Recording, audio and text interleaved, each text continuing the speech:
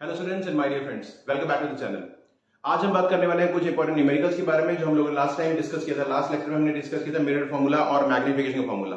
तो आज उन्हीं फार्मूलाज को लगा के हम लोग कुछ न्यूमेरिकल सॉल्व करने वाले हैं। तो चलिए पहला न्यूमेरिकल देखते हैं। और इसमें सबसे पहले आप न्यूमेरिकल्स के अंदर ये चीज ध्यान रखनी है कि सबसे पहले आपको जो वैल्यूज दी गई हैं पहले उन वैल्यूज को नोट डाउन कर लीजिए, उसके बाद हम लोग फार्मूला के अंदर उन वैल्यूज को पुट करके आंसर निकालेंगे। ठीक, राइट। तो चलिए स्टेप बाय स्टेप चलते हैं। तो पहला चीज है an object 5 centimetre in length, यानी कि यहां पे बात हो रही है ऑब्जेक्ट की हाइट की। तो सबसे पहले हम लोग लिखेंगे HO, दैट इज 5 सेंटीमीटर। इसके बाद क्या रहेगा, is placed at a distance of 20 centimetre in front of a convex mirror. अब ध्यान रखिए यहां पे दिया हुआ है एन ऑब्जेक्ट इज प्लेस्ड, यानी कि आपका जो U होगा दैट इज ऑब्जेक्ट डिस्टेंस 20 दिया हुआ है। तो आपको मैंने पहले बताया था U हमेशा, कोई मर्जी मिरर हो, कोई मर्जी लेंस हो, U हमेशा माइनस में रहता है। तो यहां पे U की वैल्यू रहेगी -20 सेंटीमीटर। उसके बाद of radius of curvature 30 centimetre. हम लोग पहले डिस्कस कर चुके हैं रेडियस ऑफ कर्वेचर और फोकल लेंथ के अंदर एक बहुत सिंपल सा रिलेशनशिप होता है कि आपकी जो रेडियस ऑफ कर्वेचर है वो फोकल लेंथ की डबल रहती है। यहां पे रेडियस ऑफ कर्वेचर अगर आपका 30 है तो आपकी फोकल लेंथ रहेगी उसकी हाफ, यानी कि 15 centimetre. So F is given and that is 15 centimetre. Find the position, nature and size. अब ये तीन चीजें हमें निकालनी है। तो सबसे पहली बात है पोजीशन की। पोजीशन में हमें निकालना है V, फर्स्ट चीज ये। दूसरी चीज नेचर, हमें पता करना है नेचर कौन सा है। अब हमारे को पता है कि हमारा मिरर कौन सा है, कन्वेक्स मिरर। और हम पहले पढ़ चुके हैं कन्वेक्स मिरर हमेशा वर्चुअल और इरेक्ट इमेज बनाता है। तो एक चीज हमारी ऑलरेडी सॉल्व हो चुकी है कि हमारा जो इमेज बनेगी उसका नेचर क्या होगा, वर्चुअल एंड इरेक्ट। और तीसरी चीज जो पूछी गई है दैट इज कॉल्ड साइज, यानी कि HI, हमें हाइट ऑफ इमेज निकालनी है। तो हमें यहां पे तीन चीजें निकालनी है, पोजीशन, नेचर एंड साइज। अब हमारे पास जो वैल्यू दी गई है वो HO की दी गई है, U की दी गई है और F की दी गई। अब हमें मिरर फॉर्मूला लगा के यहां पे V की वैल्यू और मैग्निफिकेशन का फॉर्मूला लगा के हमें HI निकालना है। तो चलिए पहले V निकालते हैं apply by applying mirror formula. और मिरर फॉर्मूला हम लोग पहले पढ़ चुके क्या है, that is 1/V plus 1/U is equal to 1/F। तो अब हम लोग इसके अंदर वैल्यूज पुट करेंगे और V की वैल्यू कैलकुलेट करेंगे। अब 1/V हमें V निकालना है, प्लस अब क्या दिया है 1/U, और यहां पे U क्या है -20। तो प्लस लगाने के बाद हम लोग लगाएंगे वैल्यू -1/20। मैं सभी को बता देता हूं पहले भी, और कई बच्चे मैंने देखा है कई बार स्टूडेंट से गलती करते हैं कि 1/U सीधा माइनस लगा देते हैं, लेकिन पहले आपको प्लस लगाना पड़ेगा, उसके बाद ब्रैकेट लगा के आप लोग माइनस की वैल्यू लगाएंगे। And that is equal to 1/F, यानी कि फोकल लेंथ, और फोकल लेंथ दी हुई है आपको 15, तो दैट इज इक्वल टू 1/15। अब प्लस और माइनस की अगर बात करें तो प्लस माइनस होता है माइनस, लेकिन जब ये वैल्यू अगर इस तरफ हम शिफ्ट कर देंगे 20 को तो ये प्लस हो जाएगी ऑटोमेटिकली। तो हमारी जो इक्वेशन बनेगी that will be 1/V is equal to 1/15, ये ऑलरेडी है, और प्लस माइनस माइनस, और इधर क्या हो जाएगा प्लस, तो दैट विल बी 1/20। अब अगर हम लोग चेक करें V 15 और 20 का अगर एलसीएम की बात करें तो एलसीएम आता है इसका निकल के 60। ये रहा आपका 60 एलसीएम। तो यहां पे वैल्यू रहेगी 4 प्लस यहां पे वैल्यू रहेगी 3, दैट इज इक्वल टू 7/60।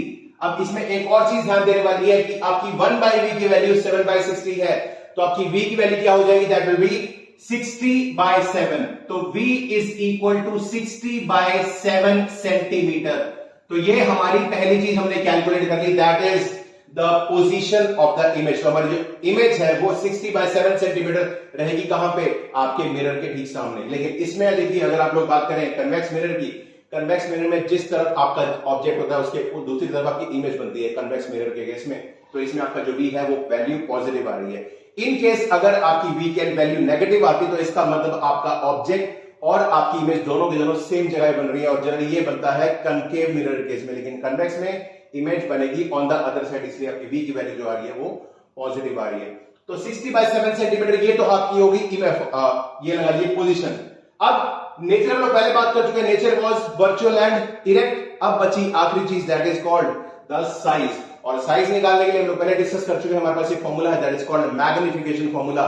और आई थिंक अगर आपको याद हो मैग्निफिकेशन वैल्यू होती है that is -V/U, that is equal to HI/H, means height of image divide by height of object. तो हम लोग वो फॉर्मूला लगा के हम लोग आपकी इमेज की हाइट भी निकालते हैं इसमें। देखिए सेकंड चीज आती है, तो पहली चीज हमारी ये लग गई। अब सेकंड चीज आती है that is called magnification, M is equal to minus, ध्यान रखिएगा, minus v by U, that is equal to H I by H O, height of image divide by height of object.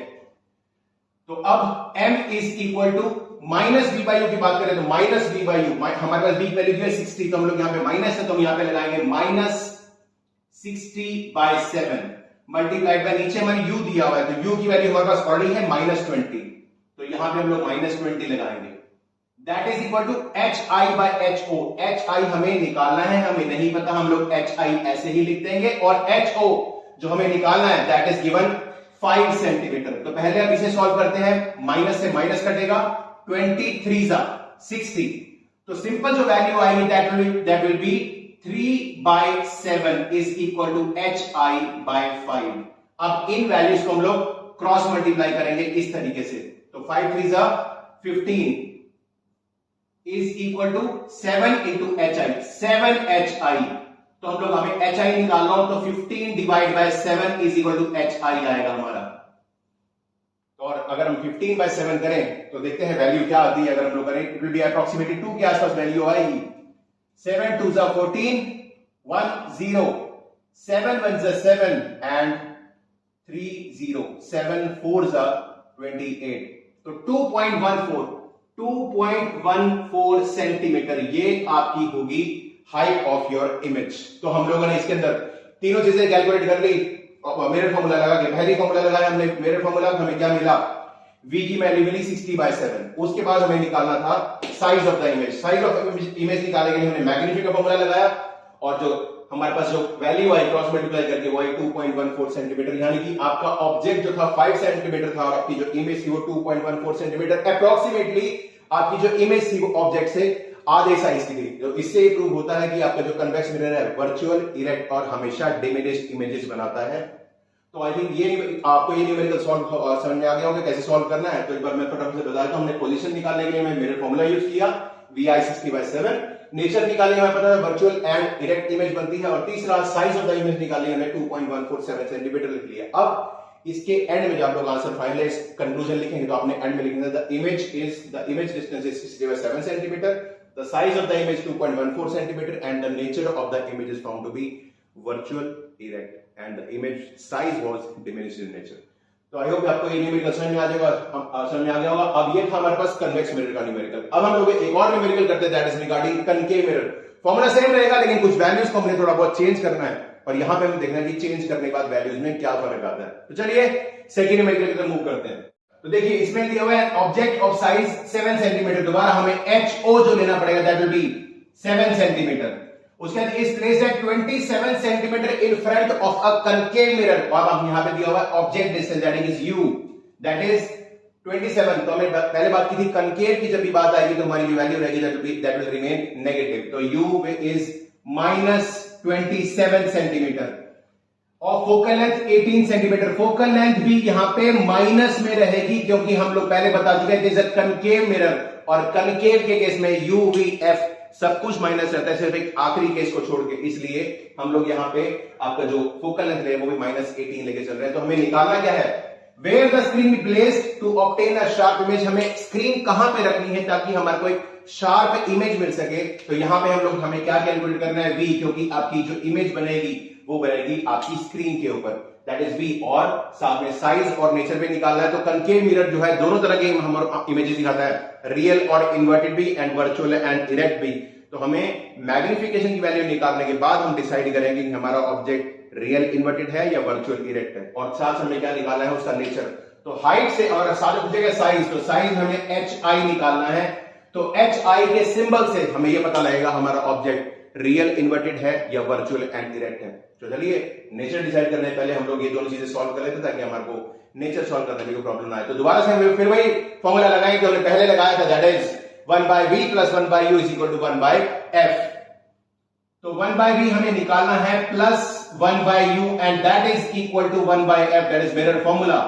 1/v हमें निकालना है, 1/u हमें दिया है -27, तो plus -1/27 that is equal to 1/f, यानी कि -1/18।